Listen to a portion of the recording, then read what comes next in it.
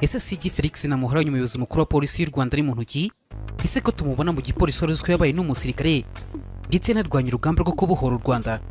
Muri aka kavideo kagufi cyane kafashwe hagati y'umwaka w'igihumbi 1993 urabona inyuma ya Perezida Kagame umugabo unanutse wambaye ingofero y'umukara, umupira w'umweru imbere y'imyenda gisirikare, yambaye isaha ku kuboko kw'ibumoso, kandi ni nako gufashe itumanaho ryaho kitoki dukunda kwita ibyombo by'itumanaho. CG Felix Namuhoranye yabaye umwe mu basore n'abakobwa babaye iruhande rwa Perezida Kagame ashinzwe umutekano we. Bivuze ko IGP of Police Afande Felix Namuhoranye yitoreje ku birenge by'umugabo wihariye, umujenerali wayoboye urugamba rw'imyaka 3 n'amezi 9 rwo kubohora u Rwanda akarutsinda, agahagarika jenoside yakorewe abatutsi yatangiye tariki ya 7 z'ukwezi kwa 4 mu mwaka w'igihumbi 1994. Kuwa mbere tariki ya 20 z'ukwezi kwa Gashyantare ku mwaka 2023 nibwo Perezida Paul Kagame yagize Felix Namuhoranye umuyobozi mukuru wa polisi y'u Rwanda, Inspector General Police, asimbuye Komiseri General Dari Munyuza ari kuri uyu mwanya kuva mu kwezi kw'Ukwakira ku mwaka 2018.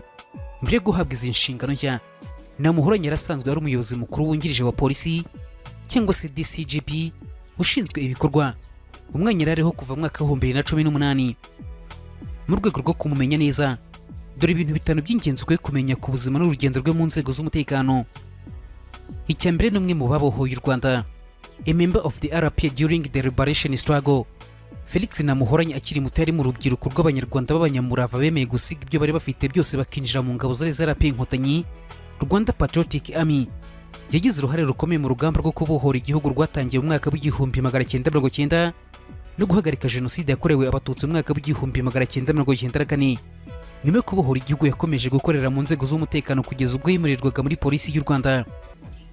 Mu minsi ishize twababwiye amateka y'umutwe ushinzwe umutekano wa Perezida wa Repubulika y'u Rwanda n'umuryango we wa hafi ndetse n'abayobozi bakuru b'igihugu uko ari bane.